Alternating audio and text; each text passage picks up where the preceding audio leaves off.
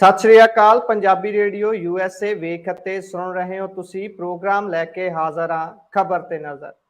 ਇਸ ਪ੍ਰੋਗਰਾਮ ਦੇ ਵਿੱਚ ਖਬਰਾਂ ਦਾ ਵਿਸ਼ਲੇਸ਼ਣ ਹੁੰਦਾ ਹੈ ਤੇ ਵਿਸ਼ਲੇਸ਼ਣ ਕਰਨ ਦੇ ਲਈ ਸਾਡੇ ਨਾਲ ਵਿਸ਼ੇਸ਼ ਤੌਰ ਤੇ ਮੌਜੂਦ ਰਹਿੰਦੇ ਨੇ ਮਿੰਟੂ ਗੁਰਸਰੀਆ ਜੀ।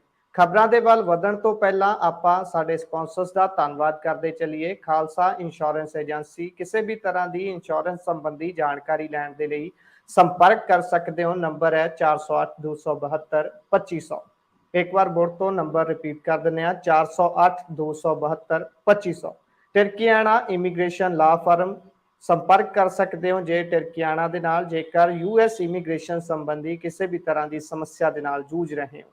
GK धनोटा, Krishan Dhanota, Yuba City, Baljinder Singh Nijjar, Woodland, Paramjit Kaur Rangi, Vacaville, Harnek Singh Pabla, Indian cuisine वाले रेंटन तो, GN lube, truck wash, oil change, air brakes का तसली बख्श काम करवाने के लिए कॉल निम्मा सहूता। नंबर है जी 209-277-0113। नवे पुराने टायर भी ले सकते हो।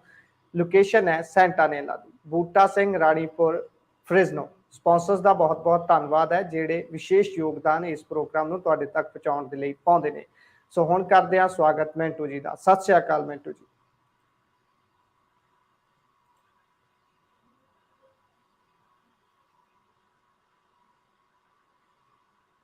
जी मिंटू जी।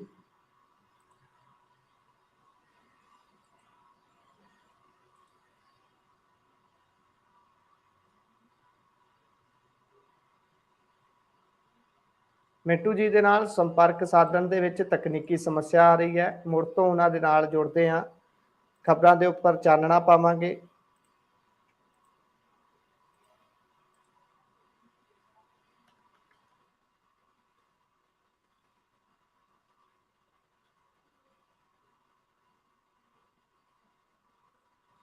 मिंटू जी तुहाडी आवाज़ सुन नहीं पा रहे जी असी। हेलो जी जी जी मिंटू जी स्वागत है जी प्रोग्राम दे विच। जी शुक्रिया सारिਆਂ ਨੂੰ सत श्री अकाल जी। मैनू आवाज़ तुहाडी आ रही सी, पता नहीं क्यों जी जी तकनीकी समस्या कोई होगी। सो खबरों के वल वधदे हां। गल गवर्नर पुरोहित की करते हैं। बनवारी लाल पुरोहित होनी 5वीं बार हुण सरहदी खेतरां दे दौरे ते निकल जा रहे हैं। कहते मैं राज भवन विच बैठण वाला राजपाल नहीं है जी। हाँ जी हाँ जी, गल इदा ही है, इदा ही है। सही है, ठीक है, दुरुस्त है, ये बिल्कुल सही है इन्हां बारे, क्योंकि ये इदा ही ये ना ही टिके आप बहिंदे ते फिर ना ही दूजिਆਂ ਨੂੰ बैठण दिंदे आ। गल्लां दोवें ने। तो खैर गल ये आ कि बई इन्हां ने फिर विजिट करना है 7 ते 8 जून ਨੂੰ। ਇਹ ਸਰਹੱਦੀ ਜ਼ਿਲ੍ਹੇ ਜਿਹੜੇ ਉਹ ਗੁਰਦਾਸਪੁਰ, ਅੰਮ੍ਰਿਤਸਰ, ਤਰਨਤਾਰਨ, ਫਿਰੋਜ਼ਪੁਰ ਤੇ ਫਾਜ਼ਿਲਕਾ, ਇਹਨਾਂ ਸਾਰੇ ਜ਼ਿਲ੍ਹਿਆਂ ਦਾ ਇਹ ਦੌਰਾ ਕਰਨਗੇ। ਜਦੋਂ ਦੌਰਾ ਕਰਨਗੇ ਫਿਰ ਇਹਨਾਂ ਦੇ ਨਾਲ DGP ਹੋ ਸਕਦਾ, ਚੀਫ ਸੈਕਟਰੀ, ਤਾਂ ਇਸ ਤਰ੍ਹਾਂ ਦੇ ਅਧਿਕਾਰੀ ਜਿਹੜੇ ਪ੍ਰੋਟੋਕਾਲ ਦੇ ਮੁਤਾਬਕ ਹੋਣਗੇ। ਫਿਰ ਉੱਥੇ ਗੱਲਬਾਤ, ਮੀਟਿੰਗਾਂ, ਤੇ ਉਸ ਤੋਂ ਬਾਅਦ ਫਿਰ ਇਹ ਕੋਈ ਟਿੱਪਣੀ ਕਰ ਦੇਣਗੇ। ਸਿਆਸਤ ਫਿਰ ਸਰਗਰਮ ਹੋ ਜਾਏਗੀ, ਸਿਆਸੀ ਪ੍ਰਤੀਕਰਮ ਫਿਰ ਜਿਹੜੇ ਆ ਉਹ ਆਉਣੇ ਸਟਾਰਟ ਹੋ ਜਾਣਗੇ, ਰੌਲਾ ਫਿਰ ਪਵੇਗਾ। ਤਾਂ ਇਹਨਾਂ ਦਾ ਕੰਮ ਹੀ ਇਹ ਆ, ਮਤਲਬ ਕਿ ਨਾ ਟਿਕ ਕੇ ਬਹਿਣਾ ਆ ਤੇ ਫਿਰ ਨਾ ਹੀ ਬੈਠਣ ਦੇਣਾ, ਦੋਏ ਚੀਜ਼ਾਂ ਨੇ। ਤਾਂ ਖੈਰ ਦੇਖੋ ਗੱਲ ਇਹ ਆ ਕਿ ਸੰਵਿਧਾਨ 'ਚ ਹਜ਼ੂਰ ਬਹੁਤ ਵੱਡਾ ਇੱਕ ਦਾਇਰਾ ਹੈ ਇਹਨਾਂ ਦੀਆਂ ਪਾਵਰਾਂ ਦਾ, ਗਵਰਨਰ ਦੀਆਂ ਪਾਵਰਾਂ ਦਾ। ਤਾਂ ਉਹ ਕੋਈ ਆਪਣੇ ਵਿਵੇਕ ਅਨੁਸਾਰ ਇਸਤੇਮਾਲ ਕਰਦਾ ਹੈ। ਕੋਈ ਕਹਿੰਦਾ ਵੀ ਠੀਕ ਹੈ ਯਾਰ, ਇਹ ਸਰਕਾਰ ਤੇ ਛੱਡੋ, ਸਰਕਾਰ ਕੰਮ ਕਰੇ, ਜਿੱਥੇ ਜ਼ਰੂਰਤ ਹੋਏਗੀ ਉੱਥੇ ਇੰਟਰਫੇਰੈਂਸ ਕਰਾਂਗੇ। ਤਾਂ ਅੱਜ ਕੱਲ੍ਹ ਤੁਹਾਨੂੰ ਪਤਾ ਹੀ ਹੈ, ਜ਼ਮਾਨਾ ਹੁਣ ਜਿਹੜਾ ਆ ਉਹ ਬਹੁਤ ਤਰੱਕੀ ਕਰ ਗਿਆ ਤੇ ਨਾਲ ਸਿਆਸਤ ਵੀ ਜਿਹੜੀ ਆ ਉਹ ਬਹੁਤ ਚੰਟ ਹੋ ਗਈ ਆ। ਇਸ ਕਰਕੇ ਫਿਰ ਸਿਆਸਤ ਜਿਹੜੀ ਹੈ ਉਹ ਹਰੇਕ ਥਾਂ ਤੇ ਜਿੱਥੋਂ ਵੀ ਉਹਨਾਂ ਨੂੰ ਲੱਗਦਾ ਹੈ, ਜਿਸ ਅਹੁਦੇ ਤੋਂ ਵੀ ਲੱਗਦਾ ਹੈ ਕਿ ਕੋਈ ਪੋਲੀਟੀਕਲੀ ਗੇਮ ਖੇਡੀ ਜਾ ਸਕਦੀ ਹੈ, ਤਾਂ ਉਹਦਾ ਇਸਤੇਮਾਲ ਹੁੰਦਾ। ਪਾਰਟੀ ਕੋਈ ਵੀ ਹੋਵੇ, ਡਜ਼ਨਟ ਮੈਟਰ। ਕਾਂਗਰਸ ਨੇ ਵੀ ਬਥੇਰਾ ਕੁਝ ਕਰਵਾਇਆ ਹੈ। ਇਹਨਾਂ ਦਾ ਇੱਕ ਗਵਰਨਰ ਬਰਖਾਸਤ ਹੋਇਆ ਸੀ ਹਿਸਟਰੀ ਦੇ ਵਿੱਚ, ਜਿਹੜਾ ਇਹਨਾਂ ਦਾ ਹੀ ਲਾਇਆ ਗਵਰਨਰ ਬਰਖਾਸਤ ਹੋਇਆ ਸੀ ਕਿਉਂਕਿ ਉਹ ਆਪਣੇ ਪੁੱਤਰ ਵਾਸਤੇ ਚੱਲਦੀ ਇਲੈਕਸ਼ਨ 'ਚ ਵੋਟਾਂ ਮੰਗਣ ਚਲਾ ਗਿਆ ਸੀਗਾ ਹਿਮਾਚਲ ਤੋਂ। ਤਾਂ ਇਸ ਤਰ੍ਹਾਂ ਹੀ ਹੈ, ਸਾਰੀਆਂ ਪਾਰਟੀਆਂ ਉਹ ਉਸ ਹਿਸਾਬ ਨਾਲ, ਜਿਸ ਹਿਸਾਬ ਦੇ ਨਾਲ ਉਹਨਾਂ ਦੇ ਕੋਲ ਵਸੀਲੇ ਹੁੰਦੇ, ਜਿਸ ਹਿਸਾਬ ਦੇ ਨਾਲ ਉਹਨਾਂ ਦੇ ਕੋਲ ਉਸ ਵੇਲੇ ਸਮੇਂ ਦੇ ਮੁਤਾਬਕ ਦਿਮਾਗ ਹੁੰਦਾ। ਤਾਂ ਖੈਰ ਇਹ ਹੁਣ ਦੇਖਾਂਗੇ ਕੀ ਕਹਿੰਦੇ ਨੇ। ਪਰ ਗੱਲ ਇਹ ਆ ਕਿ ਇਧਰੋਂ ਇਹ ਕਹਿਣਾ, ਦੂਸਰੇ ਪਾਸਿਓਂ ਕਟਾਰੂ ਚੱਕ ਨੂੰ ਕਹਿੰਦੇ ਵੀ ਚੱਕੋ ਮੰਤਰੀ ਮੰਡਲ ਚੋਂ, ਇਹ ਕਹਿਣਾ। ਤੀਸਰੇ ਪਾਸੇ ਯੂਨੀਵਰਸਿਟੀ 'ਚ ਹਰਿਆਣੇ ਦੀ ਵਾਪਸੀ ਵਾਸਤੇ ਇੱਕ ਸਾਰਾ ਕਹਿ ਲਓ ਕਿ ਮਾਹੌਲ ਸਿਰਜ ਦੇਣਾ, ਮੀਟਿੰਗਾਂ ਦਾ ਦੌਰ ਸ਼ੁਰੂ ਕਰ ਦੇਣਾ। ਇਸ ਤੋਂ ਪਹਿਲਾਂ ਕਿ ਸਰਕਾਰ ਨੂੰ ਸੁਪਰੀਮ ਕੋਰਟ ਤੱਕ ਜਾਣ ਵਾਸਤੇ ਮਜਬੂਰ ਕਰ ਦੇਣਾ। ਇਹ ਬਨਵਾਰੀ ਲਾਲ ਪੁਰੋਹਿਤ ਨਾਮ ਹੀ ਕਾਫੀ ਹੈ। ਤਾਂ ਇਹ ਇੱਕ ਤਰ੍ਹਾਂ ਨਾਲ ਕਹਿ ਲਓ ਕਿ ਇਸ ਸਰਕਾਰ ਤੇ ਇੱਕ ਤਰ੍ਹਾਂ ਦਾ ਇੱਕ ਵੱਖਰਾ ਲਹਿਦਾ ਪ੍ਰੈਸ਼ਰ ਆ ਕਿ ਸੰਵਿਧਾਨਕ ਅਹੁਦੇ ਨਾਲੋਂ ਜ਼ਿਆਦਾ ਟਕਰਾ ਵੀ ਨਹੀਂ ਸਕਦੇ ਤੇ ਖਾਮੋਸ਼ ਵੀ ਨਹੀਂ ਬੈਠ ਸਕਦੇ, ਕਿਉਂਕਿ ਮਾਮਲਾ ਫਿਰ ਇਹਨਾਂ ਦੇ ਉਲਟ ਵੀ ਚੱਲਦਾ ਹੈ। ਸੋ ਇਸ ਕਰਕੇ ਰਾਜਪਾਲ ਸਾਹਿਬ ਜਿਹੜੇ ਆ ਉਹ ਪੂਰਾ ਵਾਕਿਆ ਇਸੇ ਕਰਕੇ ਕਹਿ ਰਹੇ ਨੇ ਕਿ ਹਾਂ ਮੈਂ ਰਾਜ ਭਵਨ 'ਚ ਨਹੀਂ ਬੈਠ ਸਕਦਾ, ਕਿਉਂਕਿ ਉਹਨਾਂ ਨੂੰ ਇਹ ਲੱਗਦਾ ਕਿ ਆਹ ਰੋਲ ਜਿਹੜਾ ਮੇਰਾ ਅਦਾ ਕਰਨ ਵਾਲਾ ਤੇ ਉਹ ਕਰ ਰਹੇ ਨੇ। ਤਾਂ ਕਿਉਂ ਕਰ ਰਹੇ ਨੇ, ਕਦ ਤੋਂ ਕਰ ਰਹੇ ਨੇ, ਸਾਰਿਆਂ ਨੂੰ ਪਤਾ ਹੈ ਜੀ। ਸੋ ਦੇਖਦੇ ਹਾਂ ਹੁਣ ਟਿੱਪਣੀ ਕੀ ਕਰਦੇ ਨੇ। ਪਹਿਲਾਂ ਤਾਂ ਨਸ਼ਿਆਂ ਵਾਲੇ ਮੁੱਦੇ ਤੇ ਚੰਗੀ ਝੂਠ ਕੀਤੀ ਸੀ ਇਹਨਾਂ ਨੇ। ਅੱਗੇ ਵਧੀਏ, ਗੱਲ ਕਰੀਏ ਜਗਦੀਸ਼ ਟਾਈਟਲਰ ਦੇ ਕੇਸ ਦੀ। ਉਹ ਕੇਸ ਹੁਣ ਹੌਲੀ ਹੌਲੀ ਅੱਗੇ ਵੱਧ ਰਿਹਾ ਹੈ, ਸੈਂਪਲ ਵੀ ਲੈ ਗਏ ਸੀ। ਉਸ ਤੋਂ ਬਾਅਦ ਹੁਣ ਇਸੇ ਕੇਸ ਦੇ ਵਿੱਚ ਵਿਸ਼ੇਸ਼ ਸੰਸਦ ਮੈਂਬਰ ਅਦਾਲਤ ਨੇ ਤਲਬ ਕੀਤਾ ਜੀ। ਦੇਖੋ ਗੱਲ ਇਹ ਆ ਕਿ ਇਹਦੇ ਵਿੱਚ ਸੈਂਪਲ ਨਹੀਂ, ਇਹ ਚਾਰਜ ਸ਼ੀਟ ਹੀ ਫਾਈਲ ਹੋ ਗਈ ਸੀਗੀ। ਜਦੋਂ ਸਪਲੀਮੈਂਟਰੀ ਚਾਰਜ ਸ਼ੀਟ ਨੂੰ ਫਾਈਲ ਮਨਜ਼ੂਰੀ ਮਿਲੇਗੀ ਤਦ ਹੀ ਤਾਂ ਫਿਰ ਟ੍ਰਾਇਲ ਚੱਲੇਗਾ ਨਾ। ਸੈਂਪਲਿੰਗ ਸੁੰਪਲਿੰਗ ਉਹ ਤਾਂ ਪਿੱਛੇ ਰਹਿ ਗਈ ਨਾ, ਉਹ ਤਾਂ ਬਹੁਤ ਪੁਰਾਣੇ ਇਤਿਹਾਸ ਦੀ ਗੱਲ ਹੈ। ਉਹ ਤਾਂ ਸਾਰਾ ਕੁਝ ਚੱਲਦਾ ਜਦੋਂ ਜਾਂਚ ਪੜਤਾਲ ਆ। ਤਾਂ ਹੁਣ ਇਹ ਆ ਕਿ ਇਹਨਾਂ ਦਾ ਕੇਸ ਜਿਹੜਾ ਹੈ, ਕਹਿ ਲਓ ਜਗਦੀਸ਼ ਟਾਈਟਲਰ ਵਰਗਿਆਂ ਦਾ ਜਾਂ ਹੋਰ ਜਿਹੜੇ ਇਸ ਤਰ੍ਹਾਂ ਦੇ MP ਰਹਿ ਚੁੱਕੇ, MLA ਰਹਿ ਚੁੱਕੇ, ਤਾਂ ਸੁਪਰੀਮ ਕੋਰਟ ਨੇ ਦਾਗੀਆਂ ਤੇ ਸਿਕੰਜਾ ਕੱਸਣ ਵਾਸਤੇ ਬਕਾਇਦਾ ਹਦਾਇਤਾਂ ਕੀਤੀਆਂ ਸਨ। ਤੇ ਉਸੇ ਹੀ ਸਿਲਸਿਲੇ ਵਿੱਚ ਇਹ ਚੀਜ਼ ਚੱਲਦੀ ਹੈ ਕਿ ਇਹਨਾਂ ਵਾਸਤੇ ਜਿੱਦਾਂ ਕਹਿ ਲਓ ਕਿ ਰਾਉਸ ਐਵੀਨਿਊ ਅਦਾਲਤ ਜਿਵੇਂ ਸੀਗੀ, ਤਾਂ ਉਹਨੇ ਮਨਜ਼ੂਰੀ ਦੇ ਕੇ ਇਹਨੂੰ ਭੇਜ ਦਿੱਤਾ ਕਿੱਥੇ, ਜੋ ਇੱਕ ਵਿਸ਼ੇਸ਼ ਸੰਸਦ ਮੈਂਬਰ ਵਿਧਾਇਕ ਅਦਾਲਤ ਆ। ਮਤਲਬ ਚਾਹੇ ਕੋਈ ਸਾਬਕਾ ਹੈ ਤੇ ਚਾਹੇ ਕੋਈ ਮੌਜੂਦਾ ਹੈ, ਜਿਹੜਾ ਵੀ ਦਾਗੀ ਆ, ਜਿਹਦੇ ਤੇ ਵੀ ਕੇਸ ਚੱਲਦਾ ਹੈ, ਤਾਂ ਇਹਨਾਂ ਅਦਾਲਤਾਂ 'ਚ ਸ਼ਿਫਟ ਕਰ ਦਿੱਤਾ ਜਾਂਦਾ ਹੈ ਮੁਕੱਦਮਾ, ਤਾਂ ਜੋ ਉਹ ਜਲਦੀ ਨਿਬੜ ਸਕੇ। ਤਾਂ ਆਹ ਕੰਮ ਮੈਨੂੰ ਲੱਗਦਾ ਵਧੀਆ ਹੋ ਜਾਊਗਾ ਹੁਣ। ਕਿਉਂਕਿ ਜੋ ਇਹਨਾਂ ਨੇ ਕਰਨਾ ਸੀਗਾ ਸਿੱਖ ਕਤਲੇਆਮ ਤੋਂ ਬਾਅਦ, ਜਿਸ ਤਰ੍ਹਾਂ ਇਹਨਾਂ ਨੇ ਬੇਸ਼ਰਮੀ ਦੇ ਨਾਲ ਇਹਨਾਂ ਪਾਪਾਂ ਨੂੰ, ਇਹਨਾਂ ਗੁਨਾਹਾਂ ਨੂੰ ਕੱਜਣਾ ਸੀ, ਸੋ ਕੱਜ ਲਿਆ। ਹੁਣ ਵੇਲਾ, ਹੁਣ ਟਾਈਮ ਇਸ ਤਰ੍ਹਾਂ ਦਾ ਆ ਗਿਆ ਹੈ ਕਿ ਹੁਣ ਇਹਨਾਂ ਦੀ ਕੋਈ ਪੇਸ਼ ਨਹੀਂ ਚੱਲਣੀ। ਤੇ ਵੇਖੋ ਸਬੱਬ ਜਿਹੜਾ ਪ੍ਰਮਾਤਮਾ ਕਿਸ ਤਰ੍ਹਾਂ ਬਣਾਉਂਦਾ ਹੈ, ਕੁਦਰਤ ਸਬੱਬ ਕਿਸ ਤਰ੍ਹਾਂ ਪੈਦਾ ਕਰਦੀ ਆ। ਇਹਦੀ ਮਿਸਾਲ ਦੇਖੋ ਕਿ ਉਧਰੋਂ ਇਹ ਸਕੰਜੇ 'ਚ ਆ ਗਿਆ, ਜਰੜੇ 'ਚ ਆ ਗਿਆ, ਤੇ ਉਧਰੋਂ ਸੁਪਰੀਮ ਕੋਰਟ ਨੇ ਕੁਝ ਸਮਾਂ ਪਹਿਲਾਂ ਹੀ ਦਾਗੀਆਂ ਤੇ ਸਿਕੰਜਾ ਕੱਸਣ ਵਾਸਤੇ ਅਜਿਹੀਆਂ ਵਿਸ਼ੇਸ਼ ਅਦਾਲਤਾਂ ਦੇ ਗਠਨ ਦਾ ਹੁਕਮ ਦਿੱਤਾ ਸੀਗਾ। ਤਾਂ ਹੁਣ ਇਹਦਾ ਮਤਲਬ ਇਹ ਹੈ ਕਿ ਜੇ ਪੈਰਵਾਈ ਚੰਗੀ ਤਰ੍ਹਾਂ ਹੋ ਗਈ, ਜਿਹੜੀ ਕਿ ਭਾਜਪਾ ਵੀ ਕਰੇਗੀ ਤੇ ਸਿੱਖ ਲੀਡਰ ਦਿੱਲੀ ਵਾਲੇ ਉਹ ਵੀ ਕਰ ਸਕਦੇ ਆ, ਤਾਂ ਇਹਦਾ ਮਤਲਬ ਇਹ ਹੋਆ ਕਿ ਬਹੁਤ ਤੇਜ਼ੀ ਦੇ ਨਾਲ ਇਸ ਕੇਸ ਦਾ ਫੈਸਲਾ ਵੀ ਆ ਸਕਦਾ। ਪੁਲਬੰਗਸ਼ ਇਹ ਗੁਰੂ ਘਰ ਦੇ ਵਿੱਚ 3 ਸਿੱਖਾਂ ਦੇ ਕਤਲ ਦਾ ਮਾਮਲਾ ਹੈ, ਜਿਨ੍ਹਾਂ ਨੂੰ ਸਾੜ ਕੇ ਮਾਰਿਆ ਗਿਆ ਸੀਗਾ। ਤੇ ਇਹਦੇ ਵਿੱਚ ਬਹੁਤ ਵੱਡਾ ਫੈਸਲਾ, ਬਹੁਤ ਵੱਡੀ ਛੇਤੀ ਜਲਦੀ ਨਾਲ ਆ ਸਕਦਾ ਜੇਕਰ ਪੈਰਵਾਈ ਹੋਗੀ ਤਾਂ। ਜੀ ਸੋ ਵੇਖਦੇ ਹਾਂ ਕਦੋਂ ਇਹ ਬਿਲਕੁਲ ਤੇਜ਼ੀ ਦੇ ਨਾਲ ਕੰਮ ਨਿਬੜਦਾ ਹੈ, ਕਦੋਂ ਤੱਕ ਫੈਸਲਾ ਆਉਂਦਾ ਹੈ। ਅੱਗੇ ਵਧੀਏ, ਗੱਲ ਜੱਫੀ ਦੀ ਕਰ ਲਈਏ। ਸਿੱਧੂ ਤੇ ਵਿਕਰਮ ਮਜੀਠੀਆ ਨੇ ਬੀਤੇ ਕੱਲ ਜੱਫੀ ਪਾਈ ਸੀ, ਤੇ ਹੁਣ ਮਜੀਠੀਆ ਦੇ ਵੱਲੋਂ ਦੁੱਖ ਸੁੱਖ ਕਹਿੰਦੇ ਹੁਣੇ ਵੀ ਕਰ ਹੀ ਲਈਏ ਭਾਬੀ ਜੀ ਹੋਣਾ ਨਾਲ ਵੀ, ਤੇ ਉਹਨਾਂ ਦੇ ਲਈ ਅਰਦਾਸ ਕੀਤੀ ਹੈ ਜੀ ਉਹਨਾਂ ਨੇ ਨਵਜੋਤ ਕੌਰ ਸਿੱਧੂ ਲਈ। ਹਾਂਜੀ ਹਾਂਜੀ, ਆ ਪਪੀਆਂ ਜੱਫੀਆਂ ਪਾ ਲਏ ਹਮ, ਅੱਖੀਆਂ ਕੇ ਪੇਚ ਲੜਾ ਲਏ ਹਮ। ਤੇ ਇਹ ਤਾਂ ਹੋ ਗਿਆ ਜਿਹੜਾ ਹੁਣ ਉੱਥੇ ਮੰਚ ਤੇ ਜੋ ਕੁਝ ਹੋਣਾ ਸੀ। ਵੈਸੇ ਇਹ ਜੀ ਜਿਹੜੀ ਜੱਫੀ ਪਈ ਆ, ਮੈਨੂੰ ਲੱਗਦਾ ਕਿ ਆਮ ਆਦਮੀ ਪਾਰਟੀ ਨੂੰ ਇਹ ਸੂਤ ਬਹਿ ਗਈ ਆ, ਕਿਉਂਕਿ ਗਏ ਤਾਂ ਏਕਤਾ ਕਰਨ ਸਨ, ਤੇ ਉਹ ਜੱਫੀ ਜਾਂ ਇਹ ਜਿਹੜੀ ਏਕਤਾ ਸੀਗੀ ਉਹ ਲੋਕਾਂ ਨੂੰ ਇਸ ਤਰ੍ਹਾਂ ਜਚੀ ਕਿ ਬਈ ਤੁਹਾਨੂੰ ਆਪਣੇ ਤੇ ਪਈ ਜਿਹੜੀ ਆ ਉਹ ਦਿਸ ਪਈ, ਜਾਂ ਹਮਦਰਦ ਜਿਹੜੇ ਆ ਉਹਨਾਂ ਦੇ ਨਾਲ ਤੁਹਾਡੀ ਹਮਦਰਦੀ ਜਾਗ ਪਈ। ਤੇ ਲੋਕ ਕਹਿੰਦੇ ਆ ਹੁਣ ਜਦੋਂ ਇਹ ਕਾਬੂ ਆਉਣ ਲੱਗੇ ਸਾਰੇ ਇਕੱਠੇ ਹੋ ਗਏ ਨੇ। ਸੋ ਇਸ ਕਰਕੇ ਨਵਜੋਤ ਸਿੰਘ ਸਿੱਧੂ ਤੇ ਜਿਹੜੇ ਵਿਕਰਮ ਸਿੰਘ ਮਜੀਠੀਆ ਇਹ ਮਿਲੇ ਆ, ਮੈਨੂੰ ਇਹਦੇ ਚ ਕੋਈ ਇਤਰਾਜ਼ ਨਹੀਂ। ਮੈਂ ਤਾਂ ਕਹਿੰਦਾ ਕਿ ਸਗੋਂ ਲੋਕ ਜਿਹੜੇ ਬੇਅਕਲੇ ਇਹਨਾਂ ਦੇ ਪਿੱਛੇ ਫੈਰੋ ਫੈਰੀ ਹੁੰਦੇ ਆ, ਜਿਹੜੇ ਲੋਕ ਕਚਹਿਰੀ ਹੁੰਦੇ ਆ, ਚਲੋ ਘੱਟੋ ਘੱਟ ਉਹਨਾਂ ਨੂੰ ਵੀ ਚਾਨਣ ਹੋ ਜਾਏ ਕਿ ਇਹਨਾਂ ਦੇ ਪਿੱਛੇ ਉਹ ਫੇਕ ਆਈਡੀਆਂ ਬਣਾ ਕੇ ਇੱਕ ਦੂਜੇ ਨੂੰ ਗੰਦ ਬਕਦੇ ਆ। ਗੰਦ ਹੀ ਨਹੀਂ ਬਕਦੇ, ਕਈ ਵਾਰ ਇੱਕ ਦੂਜੇ ਤੇ ਇੱਟਾ ਰੋੜਾ ਵੀ ਸੁੱਟ ਦਿੰਦੇ ਆ। ਜੀ ਕਈ ਵਾਰ ਇੱਟਾ ਰੋੜਾ ਛੱਡੋ, ਇੱਕ ਦੂਜੇ ਨੂੰ ਗੋਲੀ ਮਾਰ ਕੇ ਮਾਰ ਵੀ ਦਿੱਤਾ ਜਾਂਦਾ। ਇਹਨਾਂ ਲੀਡਰਾਂ ਵਾਸਤੇ ਇਹ ਚੰਗਾ ਹੈ। ਇਹ ਦੱਸਦੇ ਪਏ ਨੇ ਕਿ ਵੇਖੋ ਸਾਡੀ ਅਦਾਵਤ ਜਿਹੜੀ ਹੈ ਉਹ ਸਿਰਫ ਤੇ ਸਿਰਫ ਸਿਆਸਤ ਤੱਕ ਮਹਦੂਦ ਆ। ਅਸੀਂ ਬੇਅਕਲਿਓ ਤੁਹਾਡੇ ਵਾਂਗੂ ਗੰਡਾਸੇ ਟਕੂਏ ਪਿਸਤੌਲ ਚੁੱਕ ਕੇ ਲੜਦੇ ਨਹੀਂ ਕਦੇ ਵੀ। ਅਸੀਂ ਸਿਆਣੇ ਲੋਕ ਆ, ਅਸੀਂ ਪੜ੍ਹੇ ਲਿਖੇ ਲੋਕ ਆ, ਅਸੀਂ ਤੁਹਾਡੇ ਤੇ ਰਾਜ ਕਰਨ ਵਾਲੀ ਜਮਾਤ ਆ। ਸਾਡਾ ਇਹ ਰਾਜ ਕਰਨ ਦਾ ਢੰਗ ਆ। ਅਸੀਂ ਤੁਹਾਨੂੰ ਉਲਝਾ ਕੇ, ਅਸੀਂ ਤੁਹਾਨੂੰ ਉਲਝਣਾ ਚ ਪਾ ਕੇ ਆਪਣੀ ਗੇਮ ਖੇਡਣੀ ਹੈ, ਸਿਆਸਤ ਖੇਡਣੀ ਹੈ। ਇਹ ਚੰਗਾ ਹੈ। ਮੈਂ ਤਾਂ ਕਹਿੰਦਾ ਕਿ ਲੋਕਾਂ ਨੂੰ ਵਧੀਆ ਮੈਸੇਜ ਦਿੱਤਾ ਇਹਨਾਂ ਨੇ, ਸੰਦੇਸ਼ ਦਿੱਤਾ ਹੈ, ਲੋਕ ਜੇ ਨੋਟ ਕਰਨ। ਪਰ ਗੱਲ ਹੈ ਕਿ ਸਿਆਸੀ ਤੌਰ ਤੇ ਹੁਣ ਨੁਕਸਾਨ ਤਾਂ ਜਿਹੜਾ ਹੈ ਉਹ ਦੇਖੋ ਇਹਨਾਂ ਹੁੰਦਾ ਕਿ ਨਹੀਂ ਹੁੰਦਾ ਪਤਾ ਨਹੀਂ ਹੈ। ਪਰ ਮਸਲਾ ਜਿਹੜਾ ਕਿ ਕੀ ਹਮਦਰਦ ਦੇ ਬਹਾਨੇ ਇਹ ਆਪਸ ਦੇ ਵਿੱਚ ਇਕਜੁੱਟਤਾ ਦਿਖਾ ਕੇ ਸਰਕਾਰ ਨੂੰ ਦਬਾਅ ਹੇਠ ਲਿਆਉਣਾ ਚਾਹੁੰਦੇ ਸੀਗੇ ਕਿ ਭਾਈ ਤੁਸੀਂ ਵਿਜੀਲੈਂਸ ਦੇ ਜ਼ਰੀਏ ਜਿਸ ਤਰ੍ਹਾਂ ਦੀਆਂ ਕਾਰਵਾਈਆਂ ਵਿੱਢੀਆਂ ਨੇ, ਅਸੀਂ ਆਪੋਜੀਸ਼ਨ ਵਾਲੇ ਇੱਕ ਵੀ ਹੋ ਸਕਦੇ ਤੁਹਾਨੂੰ ਰੋਕਣ ਵਾਸਤੇ। ਪਰ ਉਹ ਮਾਮਲਾ ਸੋਸ਼ਲ ਮੀਡੀਆ ਤੇ ਤਾਂ ਘੱਟੋ ਘੱਟ ਉਲਟਾ ਪਿਆ। ਵੈਸੇ ਸੋਸ਼ਲ ਮੀਡੀਆ ਤੇ ਜ਼ਮੀਨੀ ਪੱਧਰ ਦਾ ਜ਼ਮੀਨ ਅਸਮਾਨ ਦਾ ਫਰਕ ਆ, ਬੜਾ ਫਰਕ ਆ। ਇੱਥੇ ਜੋ ਕੁਝ ਦਿਸਦਾ ਹੁੰਦਾ ਉਹ ਹੇਠਾਂ ਹੁੰਦਾ ਨਹੀਂ ਹੈ ਧਰਾਤਲ ਤੇ। ਪਰ ਇਹਨਾਂ ਦੀ ਜੱਫੀ ਨੇ ਵਾਕਿਆ ਮੈਂ ਇੱਕ ਗੱਲ ਕਹਿਣਾ ਕਿ ਲੋਕਾਂ ਨੂੰ ਸੋਚਣ ਵਾਸਤੇ ਜ਼ਰੂਰ ਮਜਬੂਰ ਕੀਤਾ ਹੈ। ਤਾਂ ਹੁਣ ਜਦੋਂ ਦੇਖੋ ਇਹ ਬਹੁਤ ਘੱਟ ਲੋਕਾਂ ਨੂੰ ਪਤਾ ਹੋਏਗਾ, ਖਾਸ ਤੌਰ ਤੇ ਅੱਜ ਦੀ ਜਿਹੜੀ ਨੌਜਵਾਨ ਪੀੜ੍ਹੀ ਇਹਨਾਂ ਦੇ ਵਿੱਚ ਵੰਡੀ ਹੋਈ ਆ, ਕਿ ਕਿਸੇ ਟਾਈਮ ਇਹ ਇਸੇ ਤਰ੍ਹਾਂ ਜੱਫੀ ਪਾ ਕੇ ਚੱਲਦੇ ਹੁੰਦੇ ਸਨ। ਇਹਨਾਂ ਦੀ ਬੜੀ ਗੂੜੀ ਦੋਸਤੀ ਸੀ।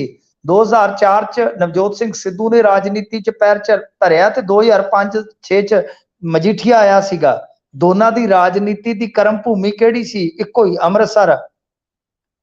ਤੇ ਫਿਰ 2007 ਚ ਸਰਕਾਰ ਬਣ ਜਾਂਦੀ ਤੇ ਸਰਕਾਰ ਕਿਹਦੀ ਸੀ? ਦੋਨਾਂ ਦੀ ਇੱਕੋ। ਫਿਰ ਦੋਨੇ ਇਲੈਕਸ਼ਨ ਲੜਦੇ ਨੇ ਰਲ ਕੇ ਜੀ, ਇੱਕ ਬਾਈ ਇਲੈਕਸ਼ਨ ਤੇ ਇੱਕ 2009 ਵਾਲਾ ਇਲੈਕਸ਼ਨ। ਉਹ ਇਲੈਕਸ਼ਨ ਜਿੱਤੀ ਤੇ ਮਜੀਠੀਆ ਨੂੰ ਪੱਗ ਦਾ ਲੜ ਦੱਸਿਆ ਸੀਗਾ ਨਵਜੋਤ ਸਿੰਘ ਸਿੱਧੂ ਨੇ, ਕਿਉਂਕਿ ਹਰ ਚੱਲਿਆ ਸੀ ਨਵਜੋਤ ਸਿੰਘ ਸਿੱਧੂ। 2 ਹਲਕੇ ਸੀਗੇ ਜਿਹੜੇ ਰਾਜਾ ਸਾਂਸੀ ਤੇ ਮਜੀਠੀਆ, ਜਿੱਥੋਂ ਨਵਜੋਤ ਸਿੰਘ ਸਿੱਧੂ ਜਿੱਤਿਆ ਸੀਗਾ।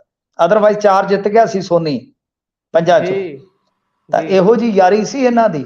ਪਰ ਫਿਰ ਹੌਲੀ ਹੌਲੀ ਜਦੋਂ ਮਜੀਠੀਆ ਨੇ ਰਾਜਨੀਤੀ ਸਮਝਣੀ ਸ਼ੁਰੂ ਕੀਤੀ, ਜਦੋਂ ਉਹਨੂੰ ਲੱਗਿਆ ਕਿ ਨਵਜੋਤ ਸਿੰਘ ਸਿੱਧੂ ਦੇ ਪਰਛਾਵੇਂ ਹੇਠ ਰਹਿ ਕੇ ਕੰਮ ਨਹੀਂ ਬਣਨਾ, ਤਾਂ ਉਹਨੇ ਆਪਣੀ ਆਜ਼ਾਦ ਹਸਤੀ ਜਦੋਂ ਉੱਥੇ ਕਾਇਮ ਕਰਨੀ ਸ਼ੁਰੂ ਕੀਤੀ, ਵੱਡੀ ਕਰਨੀ ਸ਼ੁਰੂ ਕੀਤੀ, ਤੇ ਫਿਰ ਸਿੱਧੂ ਫੈਮਿਲੀ ਦੇ ਭਾਦੀਆਂ ਬਣ ਗਈਆਂ। ਫਿਰ ਗਰਾਂਟਾਂ ਰੋਕਣ ਤੋਂ ਲੈ ਕੇ ਧਰਨਿਆਂ ਤੱਕ ਤੇ ਤਬਾਦਲਿਆਂ ਤੋਂ ਲੈ ਕੇ ਇੱਕ ਮੰਤਰੀ ਦੇ ਭਰਾ ਨੂੰ ਛਿੱਤਰ ਮਾਰਨ ਤੱਕ ਸਾਰਾ ਕੁਝ ਹੋਇਆ ਜੀ। ਮਤਲਬ ਕਿ ਪਹਿਲਾਂ ਵੀ ਦੋਸਤ ਸਨ, ਦੋਸਤ ਸੀਗੇ ਤੇ ਪਾਵਰ ਤੋਂ ਲੜ ਪਏ। ਹੁਣ ਪਾਵਰ ਫੇਰ ਖੁੱਸ ਪਈ ਤੇ ਹੁਣ ਫੇਰ ਇੱਕ ਹੋ ਗਏ। ਤੇ ਇਹਦੇ ਚ ਕੀ ਹੈ ਮੈਨੂੰ ਦੱਸੋ? ਅਲੋਕਾਰੀ ਕੀ ਹੈ? ਇਹ ਤਾਂ ਲੋਕ ਸਮਝਣ ਕਿ ਭਾਈ ਇਹਨਾਂ ਵਾਸਤੇ, ਜਿਨ੍ਹਾਂ ਨੇ ਦੋਨਾਂ ਵਾਸਤੇ ਜਿਹੜੀਆਂ ਦੁਸ਼ਮਣੀਆਂ ਪਾਈਆਂ ਹੋਣਗੀਆਂ ਇਹਨਾਂ ਇਲੈਕਸ਼ਨਾਂ ਦੇ ਦੌਰਾਨ, 2-3 ਇਲੈਕਸ਼ਨਾਂ ਦੇ ਦੌਰਾਨ, ਕਿ ਤੁਸੀਂ ਇਸ ਤਰ੍ਹਾਂ ਅੱਜ ਜਾ ਕੇ ਰਾਤ ਨੂੰ ਕੰਧ ਟੱਪ ਕੇ ਜੱਫੀ ਪਾ ਸਕਦੇ ਜੇ ਗਵਾਂਢੀ ਨੂੰ ਕਿ ਛੱਡ ਯਾਰ, ਤੁਹਾਨੂੰ ਵੀ ਚਾਹੀਦਾ ਜਿੱਥੇ ਜਿੱਥੇ ਵੀ ਕੇਸ ਚੱਲਦਾ। ਸੋ ਚੰਗਾ, ਇਸ ਤਰ੍ਹਾਂ ਦੇ ਜਿਹੜੇ ਹੈਗੇ ਨੇ ਸਿਆਸੀ ਪਰਾਦ੍ਰਿਸ਼, ਉਹ ਲੋਕਾਂ ਨੂੰ ਥੋੜਾ ਜਿਹਾ ਜਾਗਰਤ ਕਰ ਜਾਂਦੇ ਨੇ ਕਈ ਵਾਰ। ਬਾਕੀ ਵੇਖੋ, ਇਹ ਹੁਣ ਇੱਕ ਦੂਜੇ ਦਾ ਚਲੋ ਹਾਲ ਪੁੱਛਦੇ ਆ, ਜੱਫੀ ਪਾਉਂਦੇ ਆ ਤੇ ਠੀਕ ਆ। ਤੇ ਇਸੇ ਤਰ੍ਹਾਂ ਜੇ ਮੰਨ ਲਓ ਕੋਈ ਬਿਮਾਰ ਸ਼ਮਾਰ ਆ, ਮੈਨੂੰ ਨਹੀਂ ਲੱਗਦਾ ਕਿ ਇਸ ਤਰ੍ਹਾਂ ਸਾਨੂੰ ਵੀ ਕੋਈ ਇਤਰਾਜ਼ ਹੋਣਾ ਚਾਹੀਦਾ, ਸਗੋਂ ਵਧੀਆ ਸਾਨੂੰ ਵੀ ਵੇਖਣਾ ਚਾਹੀਦਾ। ਅਸੀਂ ਤੇ ਐਵੇਂ ਮੂੰਹ ਫੁਲਾ ਕੇ ਇੱਕ ਦੂਜੇ ਨਾਲ, ਇੱਥੇ ਤੇ ਕੋਈ ਪੋਸਟ ਪਾਵੇ, ਸੈਲਫੀ ਖਿੱਚ ਕੇ ਪਾਵੇ ਤੇ ਅਗਲਾ ਲਾਈਕ ਨਾ ਕਰੇ, ਅਗਲਾ ਟੈਲੀਫੋਨ ਕਰਦਾ ਕਿ ਮੈਂ ਪਰਸੋਂ ਤੇਰੇ ਤੇ 2 ਵਾਰੀ ਲਾਈਕ ਕੀਤਾ ਸੀਗਾ ਜੀ, ਤੇ ਤੂੰ ਮੇਰੀ ਫੋਟੋ ਤੇ ਲਾਈਕ ਨਹੀਂ ਕੀਤਾ, ਜਾ ਮੈਂ ਤੈਨੂੰ ਅਨਫਰੈਂਡ ਲੱਗਾ ਹੀ ਕਰਨ। तो गल है कि अगले बीमार शुमार का हाल पूछ रहे, मरग ते आउंदे आ, विआह शादियां ते जांदे आ, ते वेले कोयले एक भी हो जांदे आ ते जफ्फी भी पा लैंदे आ। खैर ये बई इन्हां दी अपनी सियासत है, अपनी इन्हां दी निजी जिंदगी आ। ते हुण देखण वाली गल ते इह आ कि अगे की बनूगा, क्योंकि हमदर्द साहब ते राहत पा गए आ। पर एक चीज आ कि चलो इन्हां दी जफ्फी जरूर पै गई आ, पर हमदर्द साहब बारे कहानियां जिहड़ी अज दी पीढ़ी नूं नहीं सन पता, वो भी निकल के सामने आ गईयां ने। जी जी, सो अगे वधिए गल करते हैं दरबारा सिंह गुरु दी, कहते अकाली दल च वापसी हो गई जी फिर। हाँ जी, ये चले गए सन ਥੋੜਾ ਸਮਾਂ ਪਹਿਲਾਂ ਮੁੱਢਲੀ ਮੈਂਬਰਸ਼ਿਪ ਅਤੇ ਸ੍ਰੀ ਗੁਰੂ ਗ੍ਰੰਥ ਸਾਹਿਬ ਯੂਨੀਵਰਸਿਟੀ ਦੇ ਸਕੱਤਰ ਦੇ ਅਹੁਦੇ ਤੋਂ ਅਸਤੀਫਾ ਦਿੱਤਾ ਸੀ ਸ਼ਾਇਦ ਇਹਨਾਂ ਨੇ, ਤੇ ਫਿਰ ਕਾਂਗਰਸ ਜੁਆਇਨ ਕਰ ਗਏ ਸਨ।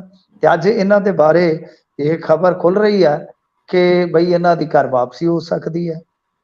ਵਾਪਸੀ ਕਹਿੰਦੇ ਆ ਕਿ ਬਈ ਇਹਨਾਂ ਦੀ ਜਿਹੜੀ ਵਾਪਸੀ ਹੋਏਗੀ ਬੜੀ ਯਾਦਗਾਰ ਵਾਪਸੀ ਹੋਏਗੀ, ਕਿਉਂਕਿ ਪ੍ਰਧਾਨ ਜੀ ਖੁਦ ਜਾ ਕੇ ਚੰਡੀਗੜ੍ਹ ਸਥਿਤ ਜਿਹੜੀ ਇਹਨਾਂ ਦੀ ਰਿਹਾਇਸ਼ ਆ ਉੱਥੇ ਪਹੁੰਚ ਕੇ ਪਾਰਟੀ ਵਰਕਰਾਂ ਅਤੇ ਅਹੁਦੇਦਾਰਾਂ ਦੀ ਹਾਜ਼ਰੀ 'ਚ ਇਹਨਾਂ ਨੂੰ ਮੁੜ ਅਕਾਲੀ ਦਲ 'ਚ ਸ਼ਾਮਲ ਕਰਵਾ ਲੈਣਗੇ। ਚਲੋ ਵਧੀਆ ਜੀ, ਵਧੀਆ।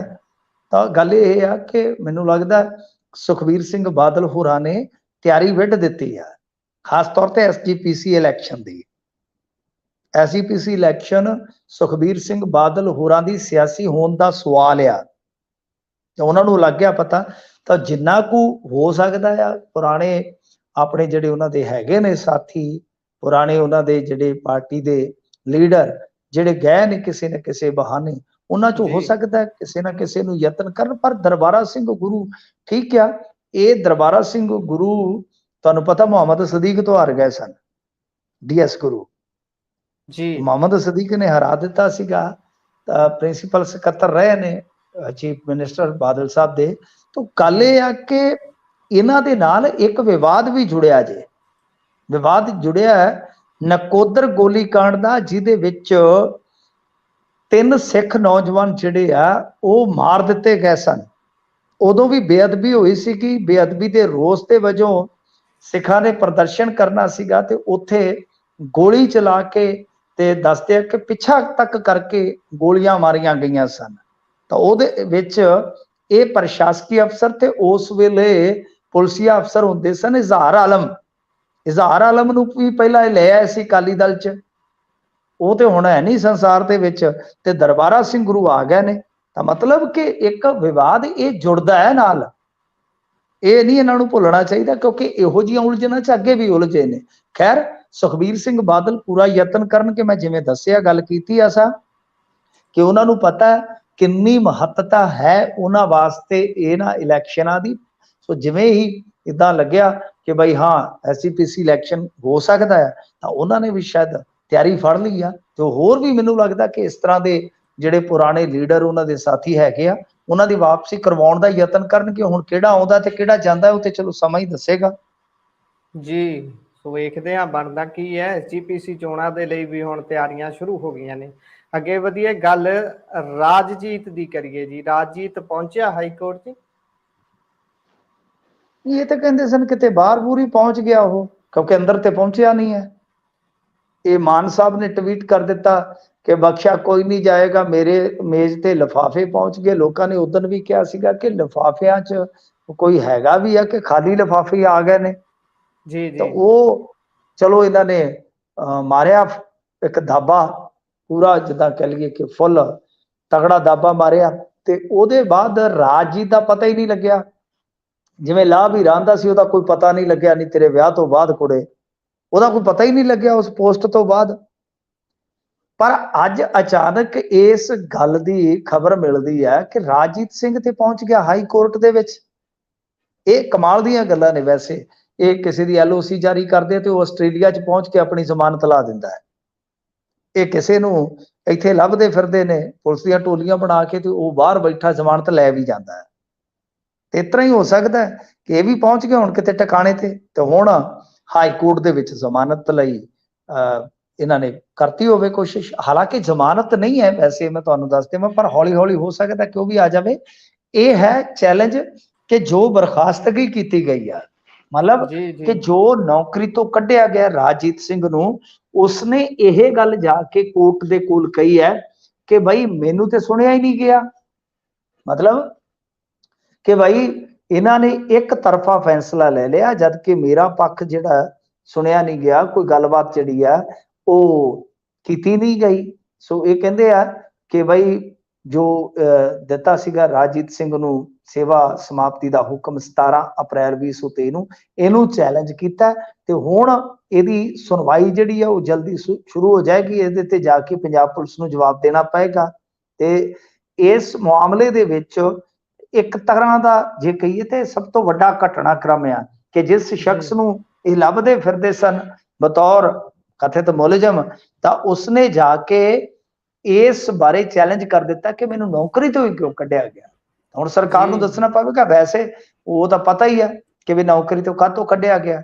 ਨੌਕਰੀ ਤੋਂ ਤੇ ਉਦੋਂ ਹੀ ਕੱਢ ਦੇਣਾ ਚਾਹੀਦਾ ਸੀ ਜਦੋਂ ਅੱਜ ਤੋਂ 8-9 ਸਾਲ ਪਹਿਲਾਂ, 10 ਸਾਲ ਪਹਿਲਾਂ ਇਹਦਾ ਰੌਲਾ ਪੈ ਗਿਆ ਸੀ ਕਿ ਆਪਣੀ ਬੇਟੀ ਨੂੰ ਮੈਡੀਕਲ ਦੀ ਸੀਟ ਦਿਵਾਉਣ ਵਾਸਤੇ ਇਹਨੇ ਖੁਦ ਨੂੰ ਮਰਿਆ ਕਰਾਰ ਦੇ ਦਿੱਤਾ ਸੀਗਾ। ਉਦੋਂ ਹੀ ਮਤਲਬ ਕਿ ਇਹਨੂੰ ਫੜ ਕੇ ਅੰਦਰ ਕਰ ਦੇਣਾ ਚਾਹੀਦਾ ਸੀ, ਉਦੋਂ ਬਚਾ ਲਿਆ ਗਿਆ। ਤੇ ਜਿਨ੍ਹਾਂ ਨੇ ਜੀ ਬਚਾਇਆ, ਜੀ ਮੈਂ ਤਾਂ ਕਹਿੰਦਾ ਕਿ ਹੁਣ ਉਹ ਜਿਹੜੇ ਬਚੇ ਆਉਂਦੇ ਆ ਉਹ ਵੀ ਨਹੀਂ ਬਚਣੇ ਚਾਹੀਦੇ, ਉਹਨਾਂ ਨੂੰ ਵੀ ਐਕਸਪੋਜ਼ ਕਰਨਾ ਚਾਹੀਦਾ। ਜੀ, ਇਹ ਤਾਂ ਹੈ, ਬਣਦੀ ਕਾਰਵਾਈ ਹੋਣੀ ਚਾਹੀਦੀ ਹੈ ਨਿਰਪੱਖ ਤਰੀਕੇ ਦੇ ਨਾਲ। ਸੋ ਅੱਗੇ ਵਧੀਏ, ਗੱਲ ਕਾਂਗਰਸ ਦੀ ਕਰੀਏ ਜੀ। ਸੂਬੇ ਦੀ ਕਾਂਗਰਸ ਨੇ ਹਾਈ ਕਮਾਂਡ ਨੂੰ ਫਸਾਤਾ ਜੀ, ਇਹ ਕਿਹੜਾ ਪੁੱਠਾ ਗੇੜਾ ਪੈ ਗਿਆ? ਹਾਂਜੀ, ਦੇਖੋ ਕਾਂਗਰਸ ਦੀ ਹਾਈ ਕਮਾਂਡ ਜਿਹੜੀ ਹੈ, ਕਿਉਂਕਿ ਦੇਖੋ ਇੱਥੋਂ ਦੀ ਹਾਈ ਕਮਾਂਡ ਜੋ ਕਹਿ ਲਈਏ ਆਪਾਂ, ਹਾਈ ਕਮਾਂਡ ਨਾ ਕਹੀਏ ਕਿ ਮੋਹਰਲੀ ਕਤਾਰ ਦੀ ਲੀਡਰਸ਼ਿਪ ਕਹਿ ਲਈਏ, ਕਿ ਉਹ ਹੁਣ ਖੜਗੇ ਸਾਹਿਬ ਤੇ ਹਾਲੇ ਕੋਈ ਫੈਸਲਾ ਲਊਗੇ ਜਾਂ ਨਹੀਂ ਲਊਗੇ ਉਹ ਤੇ ਬਾਅਦ ਦੀ ਗੱਲ ਆ। ਪਰ ਬਾਜਵਾ ਸਾਹਿਬ ਨੇ ਇੱਥੋਂ ਪਹਿਲਾਂ ਹੀ ਘੰਟੀ ਖੜਕਾ ਦਿੱਤੀ ਆ ਕਿ ਬਈ ਅਸੀਂ ਨਹੀਂ ਜਾਣਾ ਆਮ ਆਦਮੀ ਪਾਰਟੀ ਦੇ ਨਾਲ। ਇਹ ਕੱਲ ਸਾਧੂ ਸਿੰਘ ਧਰਮਸੋਤ ਦੇ ਘਰ ਵੀ ਉੱਥੇ ਬੈਠ ਕੇ ਬੋਲ ਕੇ ਗਏ ਨੇ। ਤੇ ਹੁਣ ਇਧਰਲੇ ਦੂਸਰੇ ਪਾਸੇ ਜੇ ਤੁਸੀਂ ਵੇਖੋਗੇ ਤਾਂ ਇਹਨਾਂ ਨੇ ਫਿਰ ਇਸ ਬਿਆਨ ਨੂੰ ਦੁਹਰਾਇਆ। ਇਹਦਾ ਮਤਲਬ ਹੈ ਕਿ ਪੰਜਾਬ ਦੀ ਜਿਹੜੀ ਕਾਂਗਰਸ ਆ ਉਹਦੀ ਮੂਹਰਲੀ ਲੀਡਰਸ਼ਿਪ ਕਿਤੇ ਨਾ ਕਿਤੇ ਇਸ ਗੱਲ ਤੋਂ ਨਾਰਾਜ਼ ਆ ਕਿ ਕਾਂਗਰਸ ਦੇ ਨਾਲ ਜੇ ਆਮ ਆਦਮੀ ਪਾਰਟੀ ਇਸ ਤਰ੍ਹਾਂ ਰਲ ਕੇ ਉਤਲੇ ਲੈਵਲ ਤੇ ਚੱਲੇਗੀ ਤੇ ਬਾਈ ਸਾਡਾ ਇੱਥੇ ਕੀ ਬਣੇਗਾ, ਕਿਉਂਕਿ ਸਾਡੀਆਂ ਤਾਂ ਨਾਸਾ ਥਾਣੀ ਧੂੰ ਕੱਢ ਰੱਖਿਆ ਇਹਨਾਂ ਨੇ ਵਿਜੀਲੈਂਸ ਦੇ ਜ਼ਰੀਏ। ਇਸ ਕਰਕੇ ਇਹਨਾਂ ਨੇ ਮੈਸੇਜ ਦੇਣ ਦਾ ਯਤਨ ਕੀਤਾ, ਪਰ ਮੈਨੂੰ ਲੱਗਦਾ ਕਿ ਉਤਲੀ ਜਿਹੜੀ ਲੀਡਰਸ਼ਿਪ ਇਹਨਾਂ ਦੀ ਆਲਾ ਕਮਾਨ ਹੈ ਜਿਹੜੀ, ਉਹ ਪੰਜਾਬ ਦੀ ਲੀਡਰਸ਼ਿਪ ਨੂੰ ਨਾਰਾਜ਼ ਨਹੀਂ ਕਰੇਗੀ। ਬੜੀ ਸ਼ਸ਼ੋ ਪੰਜ ਹੈ ਉਹਨਾਂ ਵਾਸਤੇ। ਉਹ ਇੱਕ ਗਾਣਾ ਸੀ ਪੁਰਾਣਾ, ਇੱਕ ਪਾਸੇ ਜੱਗ ਦੂਜੇ ਪਾਸੇ ਯਾਰ। ਤਾਂ ਗੱਲ ਇਹ ਆ ਕਿ ਹੁਣ ਉਹਨਾਂ ਵਾਸਤੇ ਬੜੀ ਅਜੀਬੋ-ਗਰੀਬ ਸਥਿਤੀ ਪੈਦਾ ਹੋ ਗਈ ਆ ਕਿ ਆਪਣੀ ਇੱਕ ਲੀਡਰਸ਼ਿਪ ਤੇ ਦੂਸਰੀ ਦਿੱਲੀ ਵਾਲੀ ਲੀਡਰਸ਼ਿਪ, ਕਿ ਇਹਨਾਂ ਦੋ ਸਟੇਟਾਂ ਦੀ ਲੀਡਰਸ਼ਿਪ ਦੀ ਜਿਹੜੀ ਇਹ ਮਤਲਬ ਕਿ ਕਹਿਣੀ ਆ ਕਿ ਸਾਨੂੰ ਆਮ ਆਦਮੀ ਪਾਰਟੀ ਨਾਲ ਨਹੀਂ ਜਾਣਾ ਚਾਹੀਦਾ, ਕਿ ਇਹਨਾਂ ਨੂੰ ਛੱਡ ਕੇ ਉਹ ਫੈਸਲਾ ਲੈਣਗੇ। ਤੇ ਜੇ ਨਹੀਂ ਲੈਂਦੇ ਤਾਂ ਫਿਰ ਕੇਜਰੀਵਾਲ ਵੀ ਰੌਲਾ ਪਾਏਗਾ ਕਿ ਵੇਖੋ ਮੁਲਕੋ, ਵੇਖੋ ਲੋਕੋ, ਵੇਖੋ ਆ ਕੀ ਕਰਦੇ ਆ, ਮੈਂ ਦੇਸ਼ ਬਚਾਉਣ ਲੱਗਾ ਸਾਂ ਤੇ ਇਹ ਉਲਟਾ ਭਾਜਪਾ ਨੂੰ ਸਪੋਰਟ ਕਰਨ ਲੱਗ ਪਏ ਇੰਡਾਇਰੈਕਟਲੀ। ਤੇ ਇਹ ਮੇਰੇ ਨਾਲ ਨਹੀਂ ਖਲੋਤੇ, ਦੇਸ਼ ਦੇ ਨਾਲ ਨਹੀਂ ਖਲੋਤੇ। ਸੋ ਕਾਫੀ ਸਥਿਤੀ ਜਿਹੜੀ ਆ ਉਹ ਅਜੀਬੋ ਗਰੀਬ ਬਣ ਗਈ ਆਲਾ ਕਮਾਨ ਵਾਸਤੇ, ਇਹਨਾਂ ਦੀ ਹਾਈ ਕਮਾਨ ਵਾਸਤੇ। ਦੇਖੋ ਹੁਣ ਕੀ ਫੈਸਲਾ ਲੈਂਦੇ ਆ ਜੀ। ਸੋ ਵੇਖਦੇ ਆ ਹੁਣ ਕਿਵੇਂ ਨਿਬੜਦੀ ਹੈ। ਅਗਲੀ ਗੱਲ ਕਰੀਏ, ਭਾਰਤ ਦੀ ਇੱਕ ਹੋਰ ਦਵਾਈ ਨੇ ਕਿਰਕਰੀ ਕਰਾਤੀ ਜੀ। ਦੇਖੋ ਇਹ ਜਿਹੜੀਆਂ ਭਾਰਤੀ ਦਵਾਈਆਂ ਨੇ, ਵੈਸੇ ਤਾਂ ਫਾਰਮਾਸੂਟੀਕਲ ਜਿਹੜਾ ਸੈਕਟਰ ਹੈ ਨਾ, ਉਹਦੇ ਵਿੱਚ ਇੰਡੀਆ ਦਾ ਪੂਰਾ ਦਬਦਬਾ ਬਣ ਸਕਦਾ ਸੀ, ਪਰ ਆ 4-5 ਝਟਕੇ ਜਿਹੜੇ ਕੁਝ ਮਹੀਨਿਆਂ ਦੇ ਵਿੱਚ ਹੀ ਆ, ਇਹਨਾਂ ਨੇ ਕਾਫੀ ਜ਼ਿਆਦਾ ਮੈਨੂੰ ਲੱਗਦਾ ਕਿ ਪਿੱਛੇ ਧੱਕ ਦਿੱਤਾ। ਤਾਂ US ਚੋਂ ਵੀ ਖਬਰ ਆ ਰਹੀ ਸੀ ਕਿ US ਵੀ ਇਹਨਾਂ ਨੂੰ ਅੱਖਾਂ ਦਿਖਾ ਰਿਹਾ, ਕਿਉਂਕਿ US ਦੀ ਮਾਰਕੀਟ 'ਚ ਇੰਡੀਅਨ ਫਾਰਮਾ ਸੈਕਟਰ ਦੀ ਬਹੁਤ ਦਵਾਈ ਜਾਂਦੀ ਆ। ਤਾਂ ਇਹ ਹੁਣ ਦੇਖਣਾ ਹੋਏਗਾ। ਹਾਲਾਂਕਿ ਮੈਂ ਤਾਂ ਇਹ ਸੋਚਦਾ ਸੀਗਾ ਕਿ API ਜੇਕਰ ਉਹਦੇ 'ਚ ਇਹ ਆਤਮ ਨਿਰਭਰ ਹੋ ਜਾਂਦੇ ਤੇ ਬਹੁਤ ਹੋਰ ਵੀ ਅੱਗੇ ਜਾ ਸਕਦਾ ਸੀ, ਪਰ ਇੱਥੇ ਤੁਹਾਨੂੰ ਪਤਾ ਲੋਟੂ ਟੋਲਾ ਠੱਗ, ਇੱਥੇ ਮਾਫੀਆ ਹਰੇਕ ਜਗ੍ਹਾ ਤੇ ਬੈਠਾ ਆ। ਤਾਂ ਗੱਲ ਇਹ ਆ ਕਿ ਇਹਨਾਂ ਨੇ ਹੁਣ ਸ਼੍ਰੀਲੰਕਾ ਦੇ ਵਿੱਚ ਘੱਲਿਆ ਸੀਗਾ ਅੱਖਾਂ ਦਾ ਦਾਰੂ, ਤੇ ਉਹਦੇ ਨਾਲ ਇਨਫੈਕਸ਼ਨ ਫੈਲ ਗਈ ਆ। ਉੱਥੇ ਵੀ ਭਾਰਤੀ ਦਵਾ ਦੀ ਜਾਂਚ ਸ਼ੁਰੂ ਹੋ ਗਈ ਆ ਤੇ ਗੁਜਰਾਤ ਦੀ ਫਾਰਮਾ ਕੰਪਨੀ ਦੇ ਅੱਖਾਂ ਦੇ ਇਸ ਦਾਰੂ ਤੇ ਉੱਥੇ ਮੁਲਕ ਦੇ ਵਿੱਚ, ਯਾਨੀ ਗੁਆਂਢੀ ਮੁਲਕ ਦੇ ਵਿੱਚ ਰੋਕ ਵੀ ਲਵਾ ਦਿੱਤੀ ਗਈ ਆ। ਤਾਂ ਇਹ ਦੇਖੋ 9 ਮਹੀਨੇ 'ਚ ਚੌਥਾ ਮਾਮਲਾ ਹੈ ਜਦੋਂ ਕੌਮਾਂਤਰੀ ਪੱਧਰ ਤੇ ਇਸ ਤਰ੍ਹਾਂ ਦੀ ਬੇਇੱਜ਼ਤੀ ਹੋਣ ਡਈ ਆ। ਇਸ ਤੋਂ ਪਹਿਲਾਂ ਤੁਸੀਂ ਦੇਖਿਆ ਹੋਣਾ ਕਫ ਸਿਰਪ ਦਾ ਮਾਮਲਾ ਸੀਗਾ, ਗਾਂਬੀਆ ਉਜ਼ਬੇਕਿਸਤਾਨ ਸੀ ਸ਼ਾਇਦ, ਉੱਥੇ ਇਸ ਤਰ੍ਹਾਂ ਵਾਪਰਿਆ। ਫਿਰ ਇਸ ਤੋਂ ਬਾਅਦ ਇੱਕ ਹੋਰ ਮਾਮਲਾ ਵਾਪਰ ਗਿਆ ਤੇ ਹੁਣ ਇਹ ਚੌਥਾ ਹੈ। 4 ਮਾਮਲੇ 9 ਮਹੀਨਿਆਂ ਦੇ ਦੌਰਾਨ ਹੀ ਜਿਹੜੇ ਆ ਉਹ ਵਾਪਰੇ ਆ। ਜਨਵਰੀ ਤੋਂ ਮਾਰਚ ਦੇ ਵਿੱਚ ਦੱਸਦੇ ਕਿ 174 ਦਵਾਈਆਂ ਦੇ ਨਮੂਨੇ ਫੇਲ ਹੋਏ ਨੇ। ਜੇ ਗੁਣਵੱਤਾ ਦੀ ਗੱਲ ਕਰੀਏ ਤਾਂ ਬਹੁਤ ਵੱਡੇ ਪੱਧਰ ਤੇ ਇੱਥੇ ਤੇ ਪਿਛਲੇ ਦਿਨ ਹੀ ਇੱਕ ਜਨਾਨੀ ਫੜੀ ਆ। ਹਿਸਾਬ ਲਾ ਲਓ ਕਿ ਜਿਹੜੀ ਇਸ ਤਰ੍ਹਾਂ ਕਰੋਨਾ ਦੇ ਵਿੱਚ ਉਹ ਬਿਲਕੁਲ ਨੰਗ ਹੋ ਗਏ ਸਨ, ਘਰ ਵਾਲਾ ਮਰ ਗਿਆ, ਤਾਂ ਉਹਨੇ ਕੀ ਕੀਤਾ, ਕਿਸ ਤਰ੍ਹਾਂ ਦਾ ਇੱਕ ਨਾਪਾਕ ਗੱਠਜੋੜ ਬਣਾਇਆ ਕਿ ਇੱਥੇ ਬੱਦੀ ਦੇ ਵਿੱਚ ਆ, ਜਾਨੀ ਆਪਣੇ ਪਰਾਂ ਹਿਮਾਚਲ 'ਚ ਇੱਥੇ ਇੱਕ ਫੈਕਟਰੀ ਲਾ ਕੇ ਤੇ ਉਹ ਏਪੀ ਦੀ ਜਗ੍ਹਾ ਉਹ ਚਾਕ ਹੀ ਪਾਈ ਜਾਂਦੀ ਸੀ, ਭੋਰ ਕੇ ਆ ਜਿਹੜੇ ਜਿਹਦੇ ਨਾਲ ਆਪਾਂ ਲਿਖਦੇ ਹਾਂ ਬਲੈਕ ਬੋਰਡ ਤੇ, ਹਿਸਾਬ ਲਾ ਲਓ ਮਿੱਟੀ ਪਾਈ ਜਾਂਦੀ ਸੀ ਦਵਾਈਆਂ ਦੇ ਵਿੱਚ ਸਾਲਟਾਂ ਦੀ ਜਗ੍ਹਾ। ਸੋ ਇਸ ਕਰਕੇ ਇਹ ਜਿਹੜਾ ਦੇਖੋ ਫਾਰਮਾ ਸੈਕਟਰ ਹੈ, ਜੇ ਭਾਰਤ ਨੇ ਇਹਦੇ 'ਚ ਅੱਗੇ ਵਧਣਾ ਤਾਂ ਇਸ ਤਰ੍ਹਾਂ ਦੀਆਂ ਗਲਤ ਦਵਾਈਆਂ ਬਣਾਉਣ ਵਾਲੀਆਂ ਕੰਪਨੀਆਂ ਜਾਂ ਮਾਫੀਆ ਜੋ ਵੀ ਹੈਗਾ ਉਹਨਾਂ ਨੂੰ ਨੱਥਣਾ ਪਊਗਾ। ਨਹੀਂ ਤਾਂ ਬਹੁਤੀ ਦੇਰ, ਜਿਵੇਂ ਉਹ ਕਹਿੰਦਾ ਸੀ ਨਾ ਗੁਰਦਾਸ ਮਾਨ, ਬਹੁਤੀ ਦੇਰ ਨਹੀਂ ਚੱਲਦਾ ਡੇਰਾ ਸਾਧ ਪਖੰਡੀ ਦਾ। ਜੀ ਜੀ। ਤੇ ਫਿਰ ਬਹੁਤੀ ਦੇਰ ਕੌਮਾਂਤਰੀ ਬਾਜ਼ਾਰ ਦੇ ਵਿੱਚ ਨਹੀਂ ਮੁੱਲ ਪੈਂਦਾ ਹੁੰਦਾ, ਕਿਉਂਕਿ ਅਗਲਿਆਂ ਨੇ ਆਪਣਾ ਸੌਦਾ ਦੇਖਣਾ ਕਿ ਖਰਾ ਕਿਹੜੀ ਦੁਕਾਨ ਤੋਂ ਮਿਲਦਾ। ਤੁਸੀਂ ਕੋਈ ਮਾਸੀ ਦੇ ਪੁੱਤ ਨਹੀਂ ਹੁੰਦੇ। ਗਾਹਕ ਨੇ ਦੁਕਾਨ ਵੇਖਣੀ, ਦੁਕਾਨਦਾਰ ਦਾ ਰਵੱਈਆ ਵੇਖਣਾ ਹੈ, ਕਿਉਂਕਿ ਉਹਨਾਂ ਨੇ ਤਾਂ ਰੁਪਈਆ ਖਰਚਣਾ ਹੈ। ਤਾਂ ਰੁਪਈਆ ਇਹ ਬਹੁਤ ਮਹੱਤਵਪੂਰਨ ਹੁੰਦੇ ਆ। ਅਗਲਾ ਕਹਿੰਦਾ ਕਿ ਠੀਕ ਆ, ਠੱਠੇ ਖੂਹ 'ਚ ਜਾ, ਮੈਂ ਕਿਸੇ ਹੋਰ ਨੂੰ ਲੱਭ ਲੈਣਾ। ਸੋ ਇਸ ਕਰਕੇ ਭਾਰਤੀ ਗੌਰਮੈਂਟ ਨੂੰ ਇੱਧਰ ਬਹੁਤ ਧਿਆਨ ਦੇ ਕੇ ਤਗੜੀ ਸਖਤੀ ਵਰਤਣੀ ਪੈਣੀ ਆ, ਤਦੇ ਹੀ ਮਸਲਾ ਠੀਕ ਹੋਏਗਾ। ਜੀ ਇਹ ਤਾਂ ਹੈ। ਇਸ ਤੇ ਬਕਾਇਦਾ ਤਰੀਕੇ ਦੇ ਨਾਲ ਇਹਦੀ ਮੋਨੀਟਰਿੰਗ ਵੀ ਹੋਣੀ ਬਹੁਤ ਜ਼ਰੂਰੀ ਹੈ ਕਿ ਕੀ ਕੁਝ ਵਾਪਰ ਰਿਹਾ ਹੈ ਸਾਡੇ ਦੇਸ਼ ਦੇ ਵਿੱਚ। ਨਾਮ ਅੰਤ ਦੇ ਵਿੱਚ ਦੇਸ਼ ਦੀ ਕਿਰਕਰੀ ਹੁੰਦੀ ਹੈ, ਨਾਮ ਦੀ ਕਿਰਕਰੀ ਹੁੰਦੀ ਹੈ। ਅੱਗੇ ਵਧੀਏ, ਗੱਲ ਫਰਜ਼ੀਵਾੜੇ ਦੀ ਕਰਦੇ ਹਾਂ। 15,000 ਕਰੋੜ ਦਾ ਫਰਜ਼ੀਵਾੜਾ ਸਾਹਮਣੇ ਆਇਆ ਜੀ। ਹਾਂਜੀ ਦੇਖੋ, ਇਹ ਜਿਹੜਾ ਫਰਜ਼ੀਵਾੜਾ ਤੁਸੀਂ ਹਿਸਾਬ ਲਾ ਲਓ ਕਿ 15,000 ਕਰੋੜ ਦਾ ਫਰਜ਼ੀਵਾੜਾ ਇੱਕ ਰੈਕਟ ਦਾ ਹੈ, ਇੱਕ ਰੈਕਟ ਦਾ ਹੈ, ਤਾਂ ਇੰਡੀਆ 'ਚ ਕਿੰਨੇ ਹੋਣਗੇ? ਇਹ ਸ਼ਾਰਟ ਦੇ ਵਿੱਚ ਜੇ ਮੈਂ ਤੁਹਾਨੂੰ ਸਾਦੇ ਢੰਗ ਨਾਲ ਸਮਝਾਵਾਂ ਤਾਂ ਇੱਥੇ ਇੱਕ ਬਹੁਤ ਵੱਡਾ ਸਕੈਂਡਲ ਚੱਲਦਾ ਜਿਹੜਾ ਕਿ ਮੇਰੇ ਖਿਆਲ ਦੇ ਨਾਲ ਘੁਟਾਲਿਆਂ ਦਾ ਬਾਪ ਹੈ। ਜਿਵੇਂ ਕਈ ਫਿਲਮਾਂ 'ਚ ਡਾਇਲੋਗ ਬੋਲਦੇ ਨੇ ਕਿ ਮੈਂ ਫਲਾਣੇ ਰਿਸ਼ਤੇ में तो हम तुम्हारे बाप लगते हैं, ਤਾਂ ਇਹ ਕਹਿ ਸਕਦੇ ਆ ਕਿ ਮੈਂ ਘੁਟਾਲਿਆਂ ਦਾ ਬਾਪ ਆ। ਇਹ ਘੁਟਾਲਾ ਕਹਿ ਸਕਦਾ। ਇਹਨੂੰ ਬੋਲਦੇ ਨੇ GST ਘੁਟਾਲਾ। GST ਘੁਟਾਲਾ ਕਿੱਦਾਂ ਹੁੰਦਾ ਕਿ ਦੇਖੋ ਸਾਡਾ ਜਿਹੜਾ ਡਾਟਾ ਸਾਨੂੰ ਨਹੀਂ ਪਤਾ ਕਿੱਥੇ ਕਿੱਥੇ ਪਿਆ, ਉਹ ਪਤਾ ਹੀ ਨਹੀਂ ਹੈ। ਸਾਡਾ ਪੈਨ ਕਾਰਡ, ਆਧਾਰ ਕਾਰਡ ਪਤਾ ਨਹੀਂ ਕਿੱਥੇ ਕਿੱਥੇ ਚਲਾ ਜਾਂਦਾ ਉਹ। ਤਾਂ ਇਸ ਤਰ੍ਹਾਂ ਇਹ ਜਿਹੜਾ ਡਾਟਾ ਲੈ ਕੇ ਇਹ ਲੋਕ ਕੀ ਕਰਦੇ ਆ ਕਿ ਉਹਨੂੰ ਸਿਕਿਉਰ ਕਰਕੇ ਰੱਖ ਲੈਂਦੇ ਆ। ਉਹਦੇ ਵਿੱਚੋਂ ਫਿਰ ਇਹ ਕੁਝ ਕਾਮਨ ਨਾਮ ਜਿਹੜੇ ਸਰਚ ਕਰਦੇ ਆ, ਗਰੀਬ ਤੇ ਘੱਟ ਪੜ੍ਹੇ ਲਿਖੇ ਵਿਅਕਤੀਆਂ ਦੇ, ਫਿਰ ਹੌਲੀ ਹੌਲੀ ਪੈਨ ਕਾਰਡ ਤੇ ਫੋਨ ਨੰਬਰ ਉਹ ਬਦਲਾ ਕੇ ਹਾਸਲ ਕਰਕੇ ਤੇ ਆਪਦਾ ਫੋਨ ਨੰਬਰ ਜਿਹੜਾ ਹੈ ਉਹ ਉਹਦੇ 'ਚ ਪਾ ਦਿੰਦੇ ਆ। ਤੇ ਫਿਰ ਉਹ ਤਿਆਰ ਕਰਦੇ ਆ ਜਾਲੀ ਫਰਮ, ਰਜਿਸਟਰਡ ਕਰਕੇ। ਉਸ ਤੋਂ ਬਾਅਦ OTP ਇਹਨਾਂ ਦੇ ਮੋਬਾਈਲ ਤੇ ਆਉਂਦਾ ਰਹਿੰਦਾ ਤੇ ਇਹੀ ਟ੍ਰਾਂਜੈਕਸ਼ਨਾਂ ਕਰਦੇ ਰਹਿੰਦੇ ਆ। ਤੇ ਉਹਦੇ 'ਚ ਫਿਰ ਇਹ ਬਿਜਲੀ ਦਾ ਬਿੱਲ ਅਪਲੋਡ ਕਰਕੇ, ਜਿੱਦਾਂ ਸਾਰੇ ਫਰਜ਼ੀ ਦਸਤਾਵੇਜ਼ ਬਣਾ ਕੇ, ਤਾਂ ਉਹ ਸਾਰਾ ਕੁਝ ਕਰਕੇ ਉਸ ਤੋਂ ਬਾਅਦ ਇਹ ਫਰਜ਼ੀ ਫਰਮ ਫਰਜ਼ੀ ਕਲੇਮ ਹਾਸਲ ਕਰ ਲੈਂਦੇ ਨੇ, GST ਰਿਫੰਡ ਜਿਹੜਾ ਹੁੰਦਾ। ਸੋ ਇਹ ਹੁੰਦੀ ਆ ਗੇਮ। ਤਾਂ ਇਹ ਨੋਇਡਾ ਪੁਲਿਸ ਨੇ ਹੁਣ ਫੜਿਆ ਇਹਨਾਂ ਨੂੰ। 2660 ਫਰਜ਼ੀ ਕੰਪਨੀਆਂ ਬਣਾ ਕੇ 15,000 ਕਰੋੜ ਦੀ ਇਹਨਾਂ ਨੇ ਠੱਗੀ ਮਾਰੀ ਸੀਗੀ। ਸੋ ਇਹਨਾਂ ਕੋਲੋਂ 32 mobile, 24 computer system, 4 laptop, 3 hard disk, 118 ਫਰਜ਼ੀ ਆਧਾਰ ਕਾਰਡ, 140 ਪੈਨ ਕਾਰਡ, 8 ਫਰਜ਼ੀ ਫਰਮ, GST ਨੰਬਰ ਤੇ 3 ਕਾਰਾਂ ਬਰਾਮਦ ਹੋਈਆਂ ਨੇ। ਤਾਂ ਇਹ ਚੰਗਾ ਤਗੜਾ ਰੈਕਟ ਸੀਗਾ। ਇਹਦੇ ਵਿੱਚ 10-15 ਗ੍ਰਿਫਤਾਰੀਆਂ ਹੋ ਗਈਆਂ ਨੇ, ਬਾਕੀ ਹੋਰ ਪਤਾ ਨਹੀਂ ਕਿੰਨੇ ਕੁ ਗ੍ਰਿਫਤਾਰ ਹੋਣਗੇ। ਸੋ ਇੱਕ ਰੈਕਟ ਹੀ ਮੈਂ ਜਿਵੇਂ ਤੁਹਾਨੂੰ ਦੱਸਿਆ ਇਹ 15,000 ਕਰੋੜ ਦਾ ਹੈ, ਹਿਸਾਬ ਲਾ ਲਓ। ਤੇ ਆ ਪੰਜਾਬ ਦੇ ਵਿੱਚ ਵੀ ਬਹੁਤ ਨੇ ਇਸ ਤਰ੍ਹਾਂ ਦੇ।